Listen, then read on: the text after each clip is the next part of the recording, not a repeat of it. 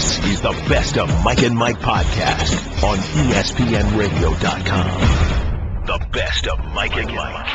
Hi, it's Greeny. Thanks for checking out the Best of Mike and Mike podcast. What we have for you today, another surgery necessary for Derrick Rose and Rajon Rondo clashing with his coach. Those and more thoughts with Chris Webber, Stephen A. Smith, plus the 4 most interesting things we saw on Twitter. The Best of Mike and Mike. I woke up this morning, Golick. My first question was, why is D. Rose trending?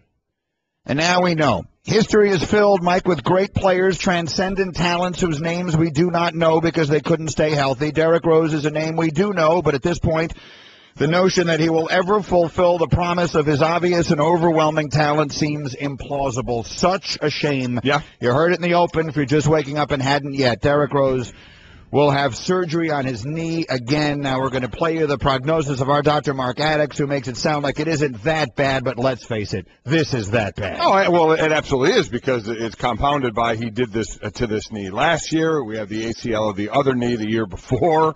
So left knee ACL, right knee 2 times a meniscus. So did the first time, was it repaired? Was it taken out? You know, torn. You'll hear the doc in a minute where you take out. Understand, meniscus is a cartilage.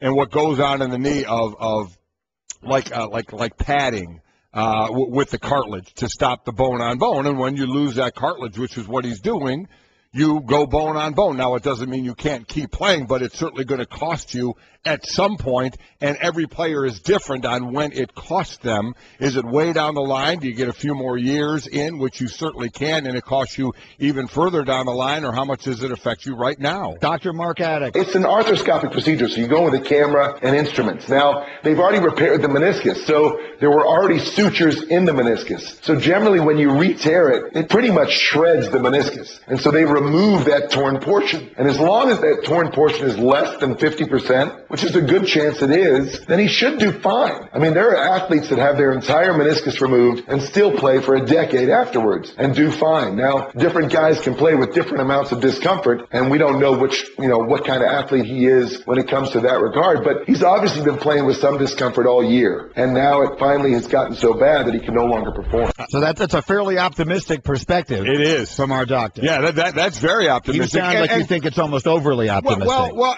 possibly, but one of the last things he said is right. Everybody's different in how they react to it, because, you know, if you play long enough and you have some surgeries and wearing away, especially of the cartilage, and when you talk about repairing, and in this case, a meniscus, a lot of times when you say the word repair, it's misleading, because a lot of times, depending on the tear, they just take it out. They take out the torn part. It's not, they don't put it back together. They end up just taking out what's shredded or what's torn at times. So eventually you lose the cushioning in your, for your bone, and you go bone on bone. And then at that point, it's a matter of time when arthritis kicks in, you know, how constant the pain can be, because it's not like these guys are getting it fixed and then going on to a sedentary life. They're continuing to do exactly what they did. That's why we would go in for scope after scope and call it an oil change, because they're fixing you. You're going out and doing a lot of the same things that are causing the problems, the pounding, the twisting, the torquing.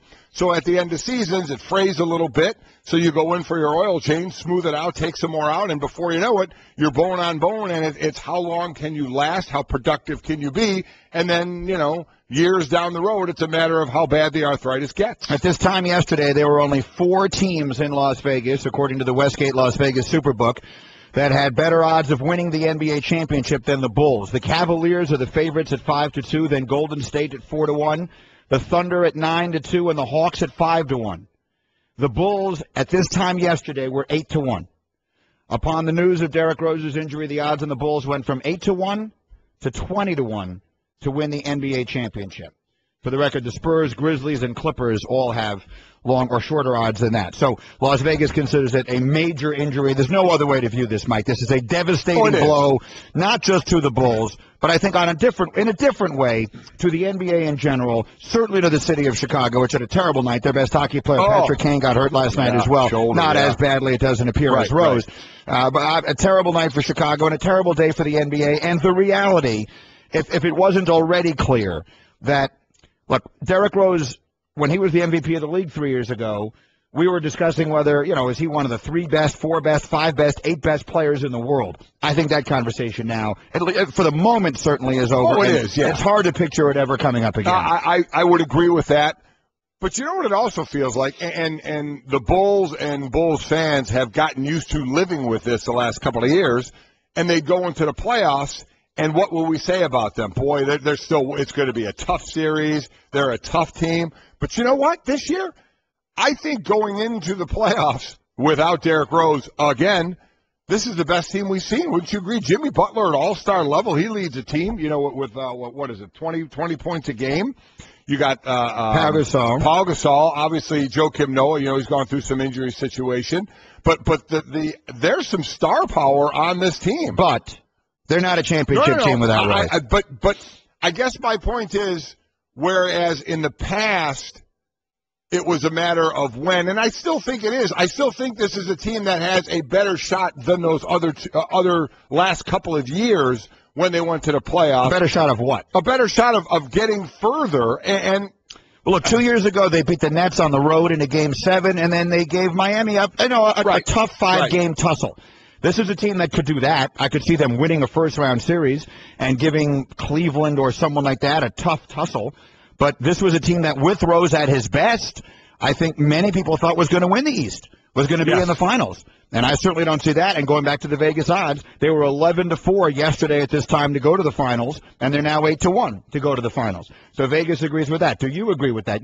I agree with you. They're a better team than they were. Yes, I mean, Gasol certainly, and Butler is playing better than he ever has. But with Rose, they're a championship team. Without Rose, they're not. Yeah. Listen, right?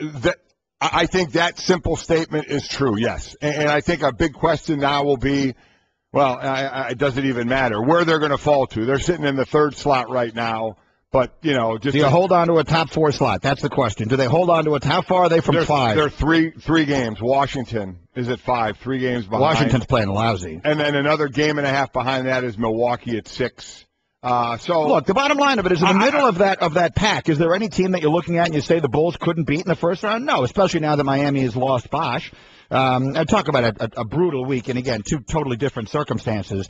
But Miami, they were the team nobody wanted to play, and then the situation with Bosh with the blood clots in the lungs, and then now here's Chicago, a team a lot of people think is the team to beat in the East, despite Atlanta's gaudy record, and now Derrick Rose goes down. Yeah, I could see the move being Chicago ending up 4 or 5, and Washington the other one, and those 2 meeting in the first round. Yeah, Cleveland will vault past Cleveland's going to go up to 3. I'd be very surprised if Cleveland doesn't go up to 2. Up to 2. When it's all said and done, I think Cleveland will finish second. I think I agree with you. I think they'll obviously move to 3 at some point. I agree with you. I think they'll get to 2. Atlanta's going to hold that top spot. But I think Chicago, then you're looking at a first-round matchup probably with Washington, unless Milwaukee really is the only team that could make any kind of move. Could they win there. either of those series? Yeah. They could. Yeah, they could. Yes, they could. But then you move on, and then, you play Atlanta or Cleveland, and it's tough to picture them winning that. I would agree. What a shame. You just kept waiting and waiting and waiting and thinking this was the year. And listen, these injuries, you said all you can do, you want to talk about this is when you talk about feeling bad. This is when I start to, at times, get that inkling of a feeling at times, because it's through no fault of the player when this is happening, these kinds of injuries, and that's tough. You put in your work, you go to work and you do your thing, and the next thing you know, you make a wrong turn here or get undercut here or step on something there, and you're done. I mean, we're Mike and Mike presented by Progressive Insurance. Last year, over 3 million drivers switched to Progressive. Call or click today, find out if you could save. A lot of other NBA players chiming in on Twitter last night. LeBron James, man, feel bad for D. Rose. Keep your head up, homie, and stay strong. Mo Williams, I feel like I'm hurt. That's how bad I feel for D. Rose. Hashtag good dude.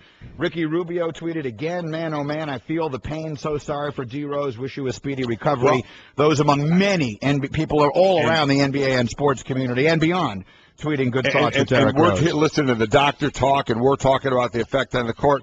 Listen, this now goes to the effect, the mental effect on Derrick Rose. Comes back from an ACL, tears his meniscus, then tears it again. I mean, there's that mental drive of, okay, I have to rehab. Okay, I have to rehab. Now again, okay, I have to rehab an injury off the same injury I had the year before. There's a mental strain there of, Can I come back from this? I got to put in this work again to come back from it. It's a big time mental thing. Nick Friedel covers the Bulls for us on ESPN Chicago. To have this happen now right before the playoffs begin, it's just awful. It's a gut punch for not just the city and not just the organization, but the basketball world as a whole, because there were so many people that believed that Derrick Rose could come back to that elite level, and now to hear this, people are just walking around shaking their heads. Stephen A. Smith will be with us a little less than an hour from now. Stephen A. live at 7 o'clock Eastern Time. There's a sample of his thoughts from last night. It's not just Derrick Rose's career that's going to be affected by this. It's the future of the Chicago Bulls, because their championship aspirations, it is over. You can book it. The Chicago Bulls are no longer relevant in the Eastern Conference as it pertains to championship talk. That has officially ended. I hate to say it, but I completely agree. I agree, but even more than that, let's look at bigger picture. It was always, let's get a team, and then when Derrick comes back, he can lead this team to the championship. Are we getting to the end of that? Are we getting to, well, let's build this team that doesn't have Derrick Rose in the plans at all, because we can't count on him for a season to be a big part of a championship run, so we have to build the team without him in mind. Are we getting to that point now in Chicago? Because it's always been, look at these pieces we have, add Derrick Rose, championship run. Look at these pieces we have, Derrick Rose, championship run. Is that done? I think it is. I think certainly if you're one who is building the team and you're thinking that way to yourself now, you're A, kidding yourself, and B, I think breaching your fiduciary responsibilities to your organization. You just can't do it. And as I open the show by saying, history is filled with names you don't know. Yeah. Mike, and you know that better than anybody, right? Because it happens more in your sport than in any other sport. Guys who could have been all-time great players. Yep. They got hurt. And some guys like Sandy Koufax are all-time great players whose careers are dramatically shortened. And Gale Sayers is another one. Mm-hmm. And does Derrick Rose, who didn't get to do what either of those guys did. I mean, Koufax and Sayers are in the Hall of Fame for their greatness, and Rose that wasn't even great long enough to be that.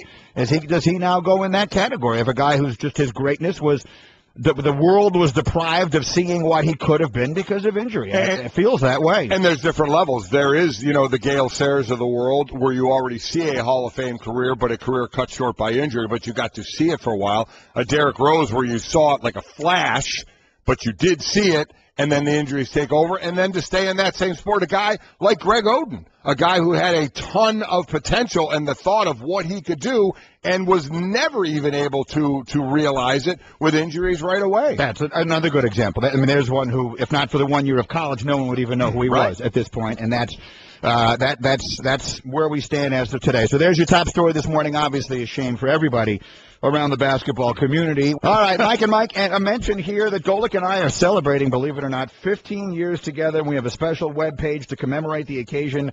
It's the Mike and Mike 15th anniversary page on ESPNradio.com. They're adding classic moments to it like daily, and photos and all sorts of fun stuff. And we're adding stuff all the way up to our 15th anniversary celebration, which will be a week from Friday down at Disney World. The podcast we do with our wives is up on that page. Yes, so if you're interested, it's all up there. It really goes through the years really well. So check it out. You have some fun. It's video scrapbooking. All right. Just as the video, I like that. Just as the Derrick Rose injury was something that unfortunately was foreseeable, so was the incident that took place last night between Rajon Rondo and Rick Carlisle. Rondo did not play the final 20 minutes of Dallas's win over Toronto after a profanity-laced shouting match with his coach over play-calling responsibilities. Happened in the third quarter, and if you see this happen, Rondo's bringing the ball up court. Rick Carlisle, the coach, who calls the plays, and if you go back in time, and I was reading about this earlier this morning, I thought I remembered something about it, and then I was reading it this morning on ESPNDallas.com. When Jason Kidd was the point guard there, they butted heads a little bit as well with Carlisle, because Kidd is like, I'm the point guard and let me run this, and Carlisle is calling plays from the bench, out. And they had to work through that. And Rondo, we all know, is stubborn, and that might be putting it somewhat kindly. Either way, Rondo is bringing the ball up court. Carlisle is yelling, basically goes all the way up to half court yelling to Rondo something. Rondo seems to be overtly ignoring him. He's not even looking his way. He's got his hand up, does Rondo, kind of motioning to his offense of what he wants to do. You see Carlisle on the court yelling at him and then timeout, and then here we go. And then here they go. They're yelling at each other. They have to be, like, an assistant coach has to jump in between them to keep them from sort of going face-to-face. And then Rondo, the most important part of it is Rondo never comes back in the game. Now, they wind up winning the game. Monte Ellis plays real well, and they wind up winning a good game in the fourth quarter against a good team in Toronto. But that's not the story. The storyline here is, do we have an issue? And the thing that I'm a little bit surprised by with Rondo is that this is his reputation. And this is his free agent year. Mm-hmm. So if there is something / anything that is going to keep him from breaking the bank this summer, and he still will, I think, but if there was anything, it's going to be that people are scared away from him or of him based upon, the fact that he's difficult. Not like this is the first time. So no, it's by no means. Yeah. Now, Carlisle's a little bit of a tough guy, too. He is. So, I mean, that's my point. This was extraordinarily predictable, that at some point these two were going to have trouble. Now, Carlisle tries to sort of put it to rest in the post-game comments, but they were having none of that. An emotional game, and we had a difference of opinion. So there was an exchange, and then in my mind it was over. Opinion regarding play calling? I'm not going to get into that. But in my mind, once it was over, it was over. He didn't go back in the game. Was that a basketball decision, or was that disciplinary? It's a coach's decision. We've talked about these before. Right, and so that's why I asked. I understand it's a coach. Well, I thought it worked out well. The other guys stepped up, and we were able to win the game. So I certainly agree with that, but was it that coach's decision made for basketball reasons or disciplinary reasons? It was made because I'm the coach, and that was the decision that I made at the time. Now, how many other ways do you want me to answer the same question? One, you haven't answered it yet. Is Rondo your starting point guard tomorrow? That's what we brought him here for. Well, I tell you, that's good. A good job. Who's that answering this question? Because those are the right questions. It's a great question. And Carlisle, look, they're both doing their job. Right. Carlisle doesn't have to answer it, but it is a perfectly legitimate question to ask, is to get the coach on record as saying, I didn't put him back in the game because he made me really, really mad. Yeah. I mean, at the end of the day, I'm with that's you. a legitimate It was a thought. great question. Then I loved the last one. I loved when he said, well, you haven't answered it yet. But then the last one, is he your starting point guard, tomorrow? Those were good questions. And listen, you're asking me. I watched it. That was discipline. Of course. I mean, I don't think there's any doubt about that. Go sit down. You're done, and we'll deal with this. After the game, which I'm sure they will. And he's not going to get into what the argument was specifically about. And I don't blame him. He shouldn't. That's for them behind closed doors. Now, frequently, Mike, in football, we see on the sideline yelling at each other. You don't see it in basketball like this much. Not much, but there are still disagreements on the bench in basketball. But they're not quite as overt as this one was. I agree. So you will frequently tell me this is nothing. When Des Bryant gets into it on the sideline, you'll tell me it's nothing. When T.O. used to get it on the sideline, you'll tell me it's nothing. Is this nothing? It's nothing if they work it out. It's nothing if whatever the reason was, and we seem to see and have been hearing the reasons for it, if that gets worked out. If it truly was, Carlisle, we know, calls the plays. Rondo was ignoring that and doing his own thing. If Rondo gives him an explanation of why he was doing it, they agree with that. If Carlisle says, listen, I'm calling the plays, run what I want to run, and Rondo says, okay, it's all square. But, in 3 games, if we're doing this again, it's only bad if it becomes a pattern. Then it's bad.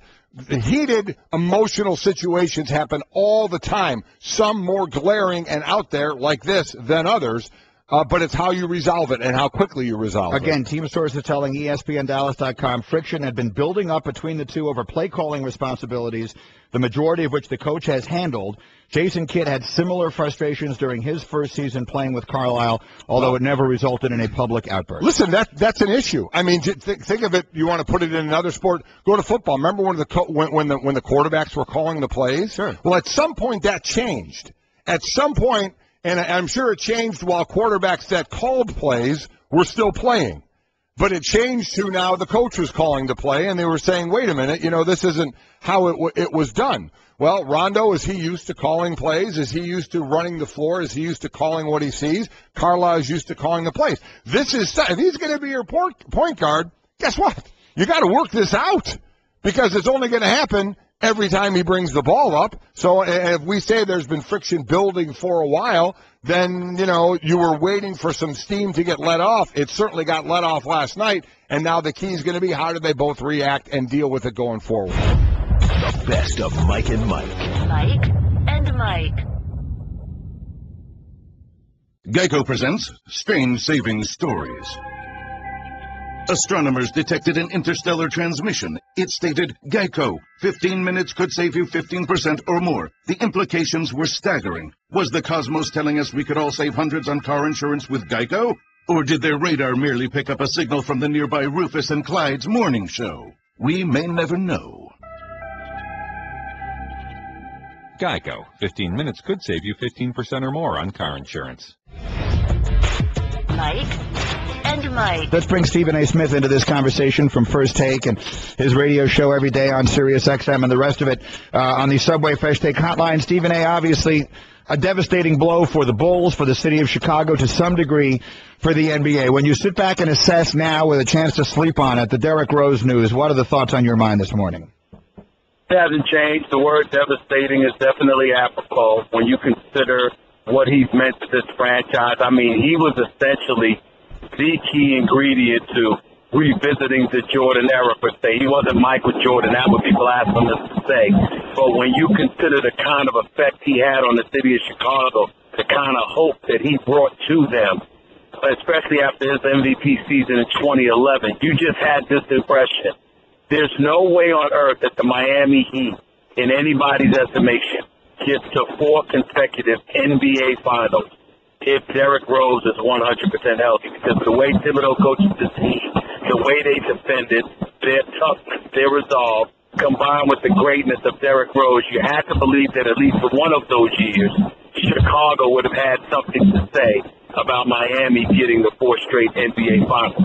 And to go from that to him being out a full season, 2012, and then last year, playing 10 games before ultimately going down, playing 10 games over the previous 2 years, and then playing this season, clearly a bit timid from time to time, overly concerned in some people's eyes about his health. To see that, basically get validated with this latest meniscus injury, it's just heart-wrenching. You feel for him because he's such an incredibly nice kid. You feel for the Chicago Bulls franchise because of what Paxson and Gar Forman have done to elevate them to respectability. And more importantly, you feel for the city of Chicago, a great sports town who deserves so much better than what they're getting right now. So, Stephen A., the situation they're in, they obviously owe him a lot of money the next couple of years, and I think everybody would agree that their chance for a championship is over because Derrick Rose won't be there, and that's been the thought the last couple of years. So really, in the bigger picture question, do the Chicago Bulls need to continue building a championship team that does not include the name Derrick Rose now? Well, you can build the team without him and just hope that he's going to be healthy. I wouldn't say, that you don't build around him anymore. Obviously, that's the case because you can't rely on him health-wise. But the reality is that if you're the Chicago Bulls organization, make sure you acquire valuable assets, guys that can play whether Derrick Rose is healthy or not, and try and get it done for you. If Derrick Rose is healthy, he can fit in anywhere. But if he's not healthy, he can't fit in anywhere. And that's really the situation right now. You can't put all your eggs in that basket. You can no longer depend on them, and you use your amnesty clause on Carlos Boozer, which is a one-time thing. So because of it, you're stuck with the contract. He's under contract. Nobody's going to take him off your books, and he's not healthy.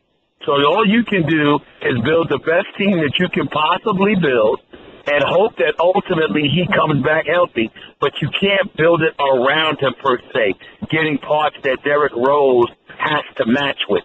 You have to build a team without him and then hope that he gets healthy enough and believe that if he does get healthy enough, you can always move in a different direction and just add him to the equation. That's all you can hope for right now. They owe him $41 million over the next 2 seasons. Mike and Stephen A. Let's turn to the other point guard situation from last night. Perhaps predictable with the personalities involved here, but Rajon Rondo and Rick Carlisle, a shouting match at half court. Rondo benched for the final 20 minutes. Carlisle testy about it afterwards. Rondo not talking to anybody about it afterwards.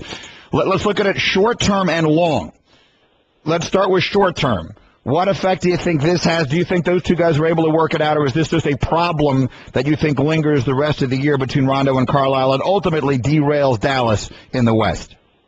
Well, I think that's totally up to Rajon Rondo because, Rick Carlisle, he definitely, he had to acclimate himself to dealing with players years and years ago. That was obviously a challenge for him. But as he became a head coach, it's something that he definitely addressed. And he's a phenomenal coach and a great basketball individual. So when he's highly and widely respected throughout NBA circles, everybody knows he's an exceptional coach. He's a champion. He has nothing to prove. In the case of Rondo, even though he is a champion, he has a lot to prove because he got injured a couple of years ago. Then he came back, and he's never been himself, per se. And then when you look at that coupled with the elevation of elite point guards in this game, like the Russell Westbrooks of the world, Tony Parkers of the world, the Steph Currys of the world, Damian Lillards of the world, and then you look in the Eastern Conference and you look at a guy like a Jeff Teague and a Kyle Lowry and a John Wall. The bottom line is that Rondo has a lot to prove just to validate himself as an elite point guard in this game today. Because when you think about elite point guard, he's not a name that comes up. And if that's the case, you're certainly not going to win any kind of argument with Rick Carlisle. Rick Carlisle is still considered an elite coach in this game, somebody who never, ever speaks against his players, usually goes all out to support them. So for him to get in such a public display of any kind of friction, that's usually a bad sign for a player. And he's certainly going to be a bad sign for a player when it comes in the eyes of Mark Cuban because Mark Cuban believes in Rick Carlisle. So Rondo, I would say Rondo's the one in trouble short-term and long-term. He's in trouble short-term because you don't need to be getting in that kind of situation. But he's also in trouble long-term because he's looking for a new contract. And the fact is, the kind of contract that he's looking for, he hasn't really earned it based on his play on the court because he's been a model of inconsistency. It's just that simple.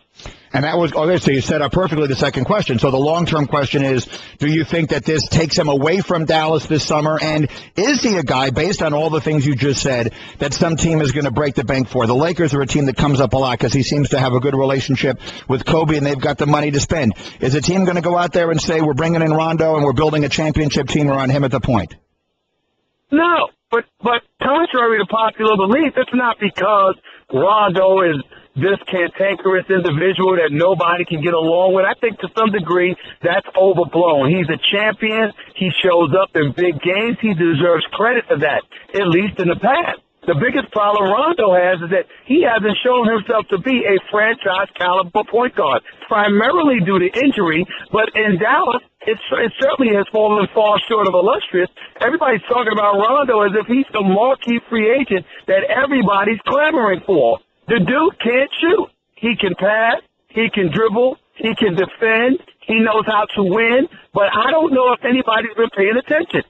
Did you see or did you hear the point guards that I mentioned? I will repeat it. Steph Curry, Damian Lillard, Russell Westbrook, Tony Parker, John Wall, Kyle Lowry, Jeff Teague in Atlanta. Do you see these point guards? I just gave you about 6 or 7 different point guards. Rondo's not on that list right now. So, yeah, he could end up landing someplace because everybody needs a floor general, but at the same time considering his inconsistency career-wise as a perimeter shooter and the fact that he's not somebody that you can rely upon to be some big-time megastar talent at the point guard spot, I don't understand why everybody's acting like doors are going to be kicked in with a line outside. Oh, my God, we've got to get Rajon Rondo. I don't know what y'all are watching. I don't see that. Stephen, we're going to ask you two sides here now. Greeny got himself a committee, and heading that committee is Jeff Van Gundy about DeAndre Jordan. He's chairing by committee. He's the chairman of the two-man committee that wants the Haka, in this case Jordan, the rule immediately changed so you can't do that anymore. Myself, and we had on yesterday, and he's on my side, Charles Barkley, say, listen, we're not rewarding a team because some player is inept at one of the abilities he needs to have on the floor, so we're going to change the rule for him. So which side do you fall on? Should they get rid of the Haka whoever rule immediately? I'm sorry to come across to somebody that's waffling a little bit, but I'm the man in the middle right there. I'm neutral in this respect, believe it or not. I can't stand the Haka Jordan philosophy. I absolutely hate it, even though I don't knock San Antonio and Greg Popovich for utilizing it. The man shot 10 of 28 free throws. That speaks for itself. So in that regard, I support Greeny and Jeff Van Gundy. Here's where I'll put it on pause for just a second. I am of the mindset that, you know something, you really shouldn't be fouling somebody that's completely away from the play. There should be some punishment for that. If Chris Paul is dribbling the ball past half court, or he's not even past half court yet, and DeAndre Jordan is all the way down on the other end of the court, and you just walk up to him and foul him just to send him to the free throw line, I don't think that's something that should be happening. If he touches the ball and Tim Duncan bear hugs him to prevent him from scoring and sends him to the free throw line, that's different. But I don't believe you should just be able to walk up to DeAndre Jordan and foul him intentionally when he has absolutely nothing to do with the play whatsoever, just because you want to send him to the free throw line as opposed to another player. That's my thinking. Sounds to me like he's on my committee. It does sound like Stephen A. is on the committee. Yeah. Stephen A., there is a seat for you on the committee because the room, frankly, is almost empty. Yes, it is. It's you, me, and Van Gundy at this point, but we ride together. I don't know if you know this, Granny, but me, you, and Van Gundy is more than enough. We don't really need anybody else. We could hold it down. I completely agree. We are those geniuses, Stephen A., who will not be fully appreciated until after our time. Yeah. One more for you quickly, Steve, as you're coming in this morning, and obviously you'll see Stephen A., ESPN First Take, follows us every morning on ESPN2. And that is the questions about Jameis Winston and Marcus Mariota coming out of the draft. For those who've not had a chance to hear your perspective, coming out of the combine and leading up to the draft. For those who've not had a chance to hear your perspective on First Take and on your radio show, how did you emerge from that combine as far as your thoughts on where those two quarterbacks are going to wind up? So it meant absolutely nothing to me. I think it's a foregone conclusion that Jameis Winston is the #1 overall pick in the NFL draft, whether it be for Tampa Bay or somebody else. And as far as I'm concerned, it's not even close. You know, last time I checked, I understand that Marcus Mariota appears to be a better athlete. Definitely with significantly better wheels on him. He ran a 4.5 in the 40. Jameis Winston ran a 4.97 and a 4.99 to the point where some 315-pound dude from Division III actually nearly ran a faster time in the 40 than Jameis Winston. But you know something? Tom Brady can't run. Peyton Manning can't run.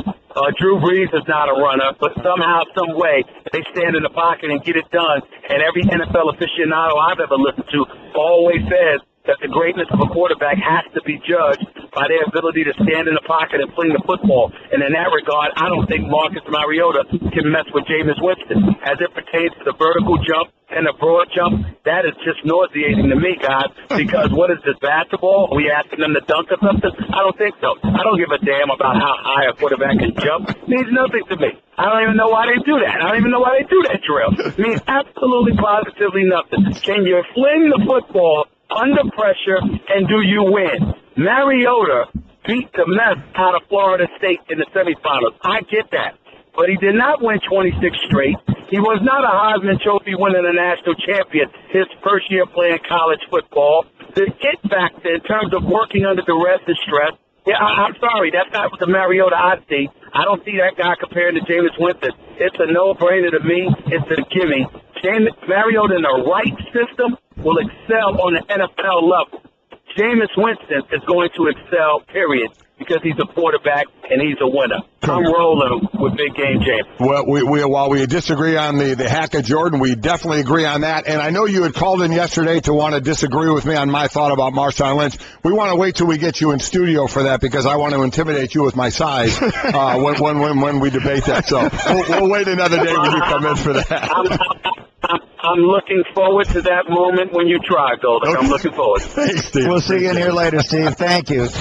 The best of Mike and Mike. Mike and Mike. All right, we're Mike and Mike, and I'm looking at more of the Twitter here. Can I jump in real quick before we read one? Go ahead. Why did you feel the need when you read a little earlier Anton's tweet, and he said, "Oh, from Moscow, he's from Russia. Greetings." Why did you have to go with greetings? Greeting, I don't know. Well, just hello. Do you ever say that when you see? Yesterday we saw Trog and Norby.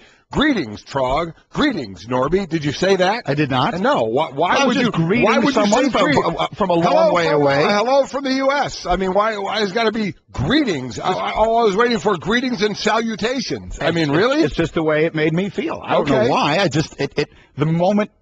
Called for greetings? I felt so, yes. All right. I felt it was an appropriate. I was just wondering what was going through your mind. An appropriate greeting. I've never heard you with somebody else say greetings. I would not have anticipated we would have someone who was listening or watching us in Moscow, Russia, whose Twitter handle was baseball Smurf 27. Good point. That's a sort of a funny handle one way or another. I just wanted to say hello. A cheerful hello. And that's what I thought you would do. Robinson, some array of numbers, then tweets at us. If I'm the Bulls front office and or owner, I feel I'm thinking of a buyout of Rose. The future is too unpredictable with him. You can't do that.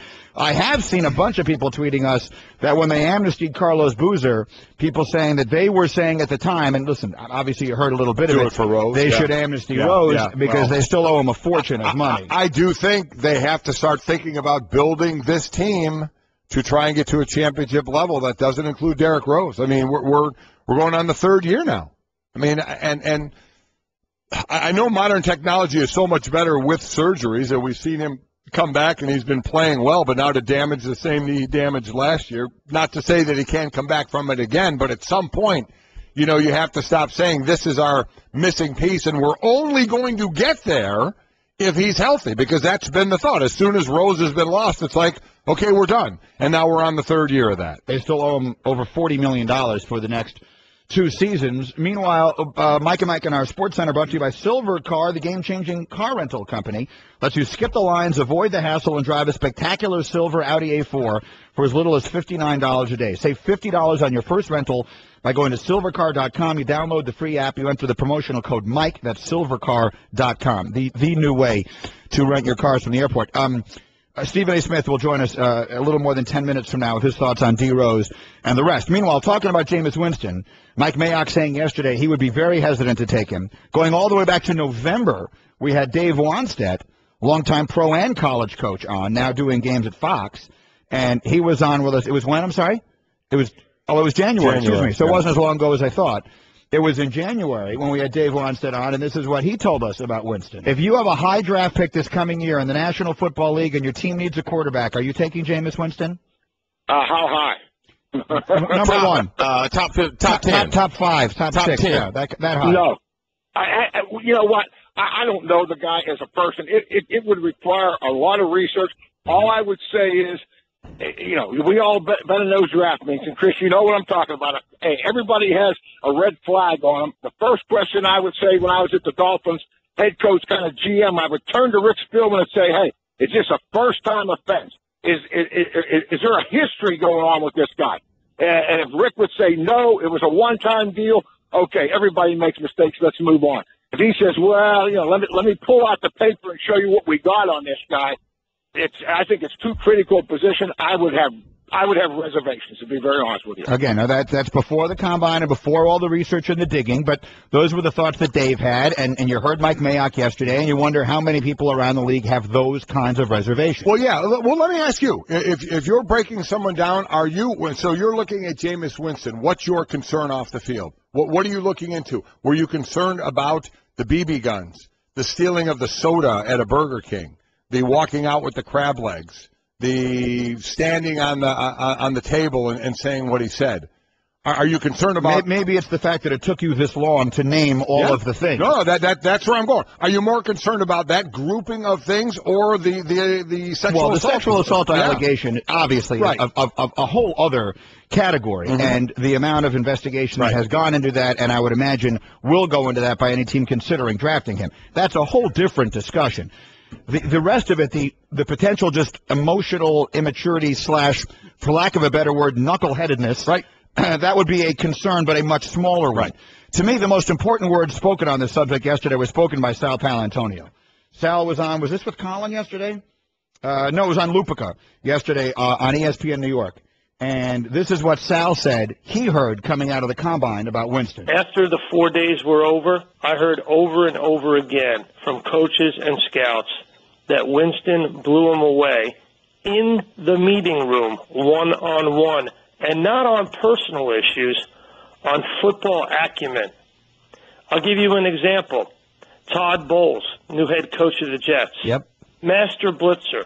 Without a doubt, the best assistant coach in the NFL in 2014 decided, okay, we're clearing the room. It's me and the kid. And Bowles, I'm told, took Winston through play after play, snap after snap, pre-snap read. What do you see? What do you do? Over and over again. Now I'm going to change it. I'm going to give you this look. What are you doing here? And I'm told, without a doubt, Winston aced it against Bowles. And Bowles came away very impressed. So we also hear the story. Steve Mariucci from the NFL Network drew up plays and verbiage, flipped the board, talked about other things for a period of time, and then told Winston to recreate that, and he did, anticipated questions that Mooch was going to ask as well. He got aced here, and it leads to Cameron emails and says, will teams talk themselves out of taking Winston because of the character issues? No. You know why? And what have I always said about players?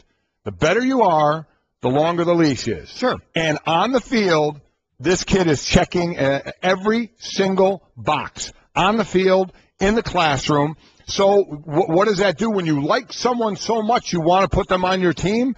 You list those things I just listed, and you just say, 19 years old, immature, 18-year-olds, immature, 20-years-old, immature, where others may look at that and say pattern, pattern, pattern, pattern, and then the sexual assault certainly is different than that, of where if you really like him, you're going to say, listen, he went through the process.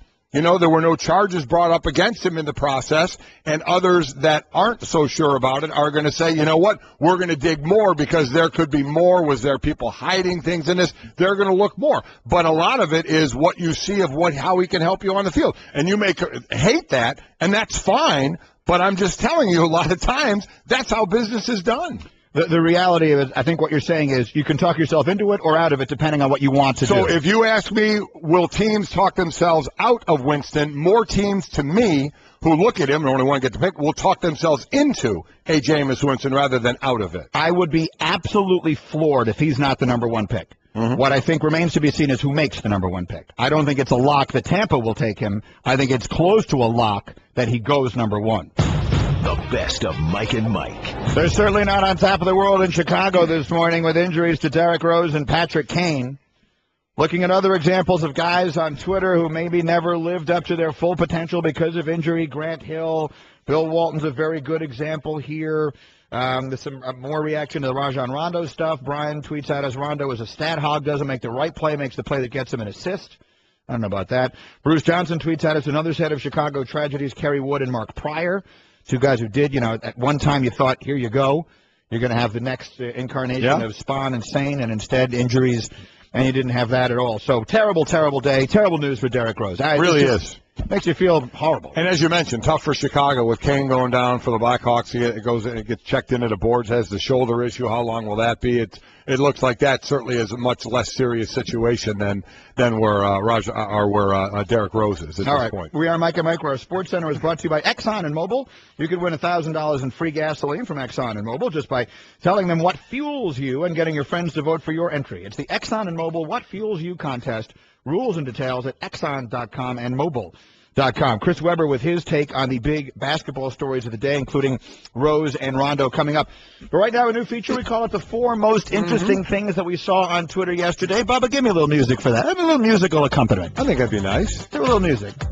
I like this. Oh, that's pretty nice. It's a good choice. Okay. All right, the 4 most interesting things we saw on Twitter yesterday. Go it. Go. This from Fortune Magazine. How Waffle House could replace your post office. Now, first off, I don't like the first line. Waffle House, the breakfast restaurant foods, famous for mediocre food and fanatical following. I disagree. It's great food. I love the food at Waffle House. I've never eaten in a Waffle House. Listen, when you can get your hash browns smothered, covered, chunked, diced, peppered, capped, topped, or country, that's a beautiful thing. You can be in there. It's great food. You Not can be a huge fan of the hash brown. Absolutely love it. Well, here's the deal. As potato preparation goes, that's low on my list. But the food there, from the eggs to the pancakes, I love it. I never love had a waffle. But it does have a fanatical following. Now Waffle House wants to compete with FedEx, UPS, and the post office. And here's how they're going to do it. They're going to basically imitate Uber and apply drivers with free waffles. What they're doing is they're working with a company called Roadie Inc. to launch a new delivery service with Waffle House restaurants serving as drop-off points. Basically, customers use Roadie's app to find drivers already heading towards their package's destinations. Those drivers then deliver the mail to Waffle House locations where the intended recipient can retrieve it. So you're going to go to Waffle House to get what was being sent to you. And the drivers in this will get free waffles for doing the driving. You know, I read that yesterday when you guys sent it out. I still don't understand it. I don't understand it. I don't. I mean, I understand it intellectually, but yeah, I'll be fascinated to see. I don't know. Of all the things I saw on Twitter yesterday, I wouldn't have put that in. Really? Oh, well, you don't know Waffle House. I like this one. They gave me sound effects. You like that? I don't even know what it is. Urban Meyer was stuck at sea. They went on a Buckeyes cruise for cancer, which in and of itself is a wonderful thing. More than 2,500 people were on a ship for the annual Buckeye Cruise for Cancer, raising money for the Urban and Shelley Meyer Fund for Cancer Research and the Ohio State University Comprehensive Cancer Center. So raising a bunch of money for cancer, which obviously is a wonderful thing. They raised upwards of $2 million. However, because of enormous fog, the port in Tampa was unavailable. They couldn't come back in, so they were supposed to dock on Monday. They just had to circle and circle. Mm-hmm. The ship was out there until late yesterday. Yeah. It was not until late yesterday that they finally came in. And Urban Meyer tweeted, "Thanks, Buckeye Nation, for supporting the cruise to beat cancer, raising over $2 million back on land on way home." But it took them a very, very important, a very long time. Absolutely, to get back. Make sure they had all the stuff. You know, you try and time that for when they're supposed to come out there an extra day and a half. All right, next. This is fantastic. Noah Mintz, 15-year-old. She has 3 siblings, okay? Grew up on the Upper West Side of Manhattan, okay? 3 years ago, she had the idea to start her own babysitting agency after finding flaws with the babysitters and nannies her parents used. She started matching her parents' friends with caregivers she found through her local SoulCycle class and college prep websites, making more and more connections. Bottom line, through these connections, she has now 25 full-time nannies and 50 babysitters. She charges a standard 15% off the gross salary of these people. Here you go. She is making around $375,000 a year on this in revenue by herself. She's not being the babysitter or the nanny. She's hiring them all and started this whole thing. She's 15. She hired a CEO who's 26, who said initially it was a bit of a challenge at first taking orders from a 15-year-old, but she's beyond her years. And her mom says, I love this, she's quick to point out that the Nannies by Noah, which is what it's called, is not a hobby for Noah. She says, this isn't a lemonade stand. No, she's making $375,000 a year. But you know what's interesting? If she was a varsity athlete, she'd have to give this up. If she was going to go to college on a scholarship, she would have to give this up, right? She couldn't be in a business making $375,000. She couldn't do it. And she was like, well, she was still a high school athlete. But when she got to college. When she got to college, she wanted to go to college, she'd have to. This is a business she's not giving up for the next 10 minutes. By this time, if she wants to be an athlete in college, she can go ahead and hide all that somehow, some way. That's a terrific idea. She'll move it into a Swiss bank account. All right, finally, the fourth most interesting thing we saw on Twitter. This is fantastic, and I have Kylie Jenner from the Kardashians to thank for this. What's going on with Bruce Jenner, by the way? Well, they say he's going to have, I know. It's an unusual story. Go ahead. A wild thing. Kylie Jenner put on Instagram this picture of a Lucky Charms. You know me, I love the sugary cereals. But this is a box, and she says, thank you, Lucky Charms, for my one-of-a-kind only marshmallows box. This is a Lucky Charms box, which I love, but it's only the marshmallows. Now, the only reason I'm doing this is because I want one of those. I'm not lying.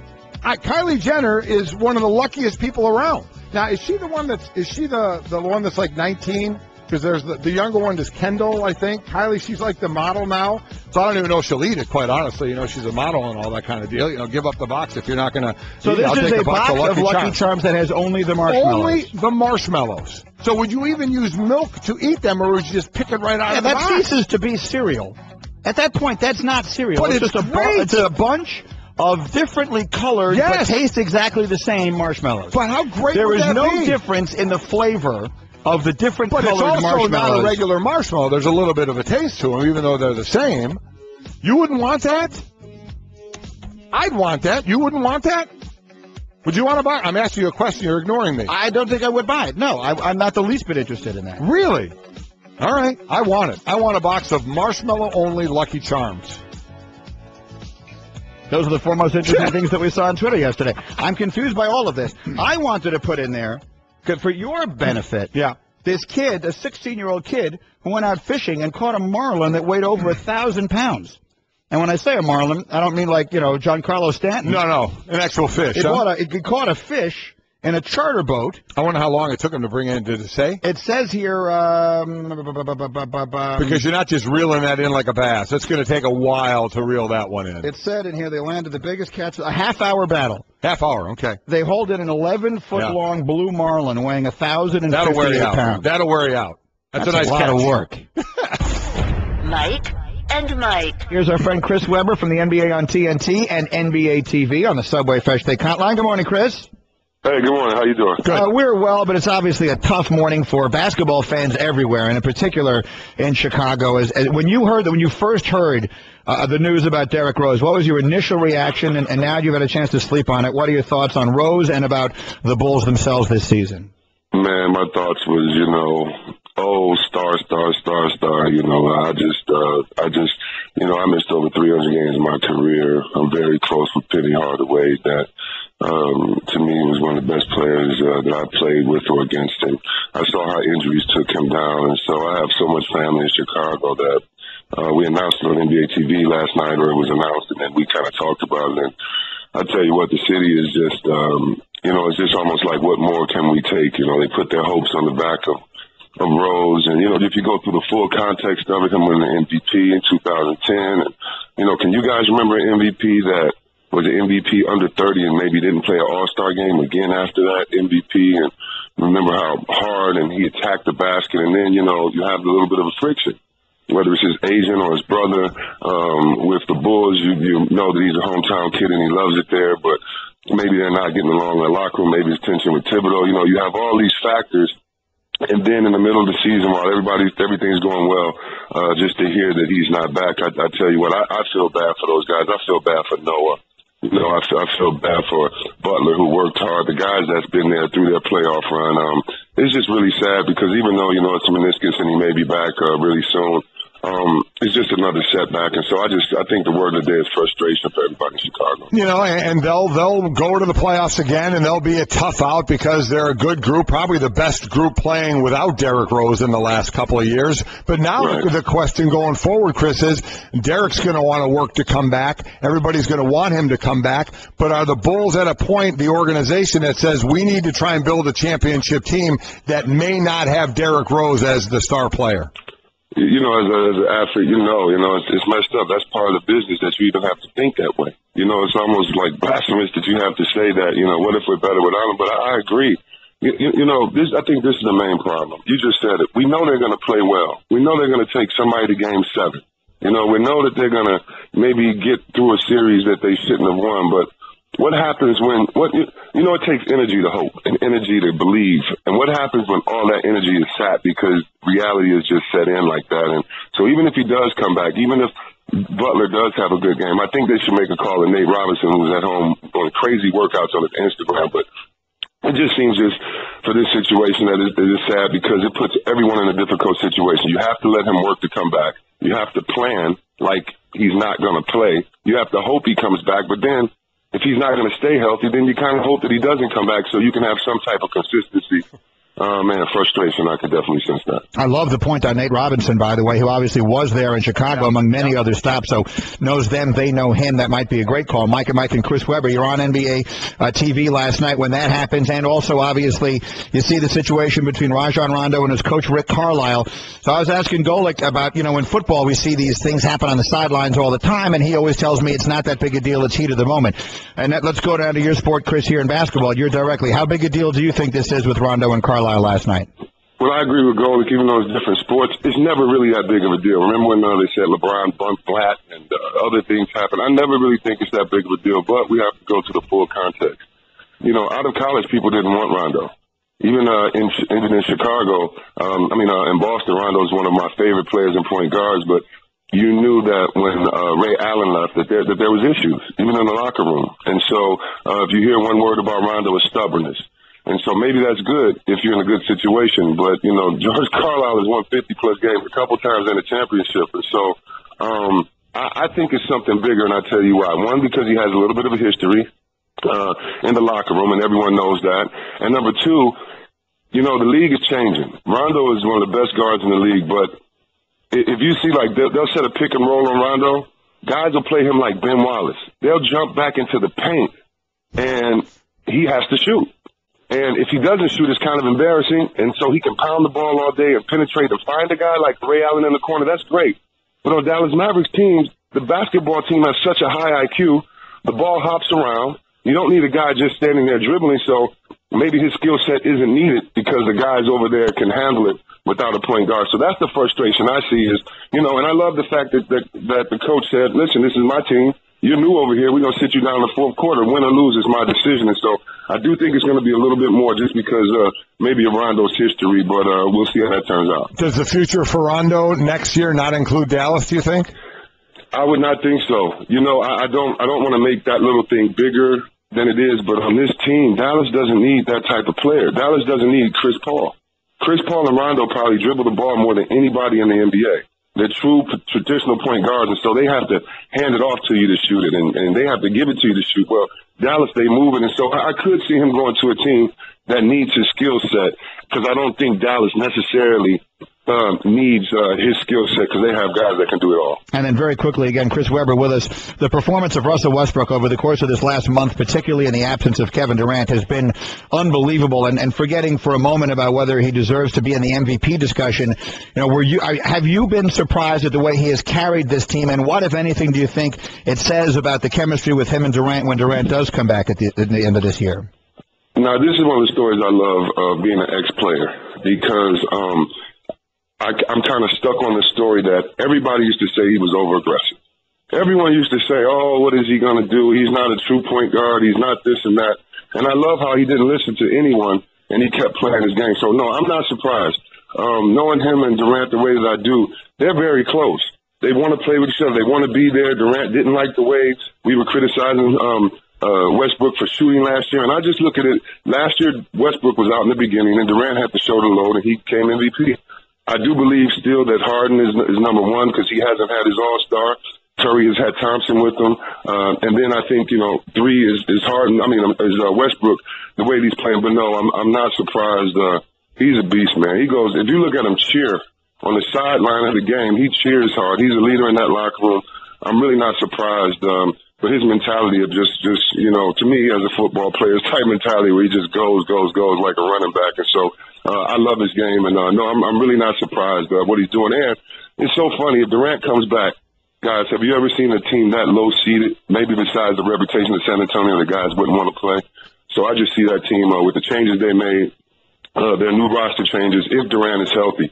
If Durant is healthy, they're my team to beat. Yeah, they could win a championship from the 8th seed. And with Westbrook, we didn't even mention the clothes. And obviously, he's the best-dressed guy in the league as well. So he loves extra medium and small clothes because he's the tightest. He's the Zoolander of the league, but he keeps it going forward. I love Zoolander. There you go. It's always great fun to talk. Chris Webber, NBA on TNT and NBA TV. Terrific analysis. Thanks, Chris. Night after night. Thank you, Chris. Thank you, guys, as always. This has been the Best of Mike and Mike on ESPN Radio Pod Center. To hear more from Mike and Mike, log on to ESPNradio.com and become an ESPN Radio Insider. The Best of Mike and Mike.